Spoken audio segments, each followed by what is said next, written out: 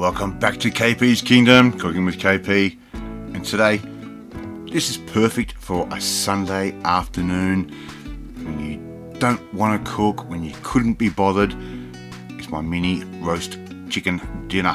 Alright, I'm going to start off with some potatoes. Now I allow around about 2 to 3 potatoes per person. These are a collar band potato that have been washed, and we're simply just going to cut these into quarters just like I'm doing right there. I'm going to put those straight into a pot.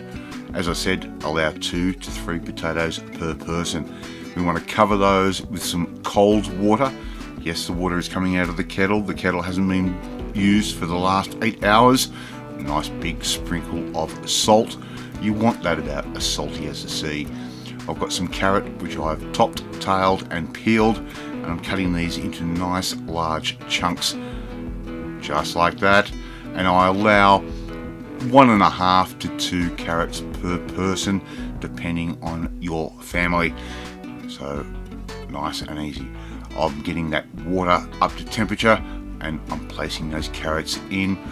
Basically all we need to do is bring this up to the boil. We want everything just cooked. In the meantime, I've got some fresh rosemary. Look at that, plucked straight out of the front yard where we have this beautiful rosemary bush. Pluck those leaves off, straight into a Ziploc bag. Here's a tip: put that Ziploc bag into a nice big jug or another bowl and everything will stay nice and easy to operate. A good sprinkle of salt and a good amount of ground black pepper. Yes, this is fine for this particular recipe. So here I am, I'm adding around about a tablespoon, maybe a tablespoon and a half of thyme. That was just a dried thyme. A bit of onion powder, about 2 teaspoons, and about a tablespoon of garlic powder straight into our bag. I'm also adding in some vegetable stock powder, about a teaspoon to 2, and I'm going to add about 6 good heaped tablespoons of plain flour. You could use self-raising, you could even use corn flour or cornstarch if you wish.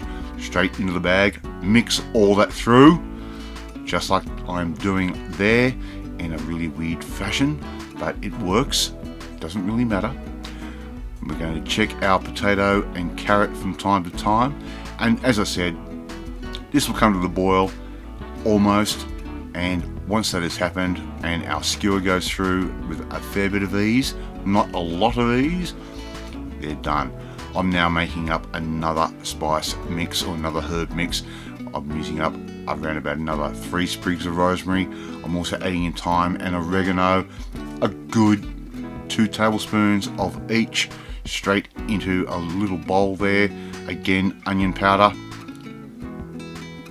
straight in. I'm also going to add in around about another tablespoon of salt. This is just going to help add more flavour. We're going to mix all of that through just like that, and we're going to end up with this beautiful herbed salt which is going to go over the top. I'm using a chicken Maryland cut, which is the thigh and the drumstick all together, straight into our flour. We're just going to put that into the bag, mix that through. Very, very basic. If you haven't subscribed to this channel, you haven't seen how I make our southern fried chicken, this is the way we do it. We're using a different variation today with some fresh herbs and some other flavours. So it's going to coat all of those in flour. We're going to put them skin side up in a roasting pan. Yes, I'm using a non-stick style roasting pan, a ceramic style, and a little bit of oil on the bottom so things won't stick. We can now add our vegetable, our potato, straight in. Very nice and easy. Just going to make sure we've got everything mixed evenly within that roasting dish, and now we've got that beautiful herb mixture that we just made. We're going to sprinkle that over the top, and this is going to give our potatoes and our carrot an amazing flavour. And if you wish, you can add a little bit more over your chicken pieces. A little spray oil over the top just to help things go nice and golden brown. Oven is at 180 degrees. That goes in. We're going to let that sit for about 50 minutes or until we have an internal temperature of 74 degrees Celsius. And there we are. We have all our beautiful roast potatoes, roast carrot and roast chicken. I told you this is quick and simple and easy. You should be able to complete this whole meal within about an hour and 20 minutes without having to slave over the stove. Alright, bit of gravy on top, it's a must.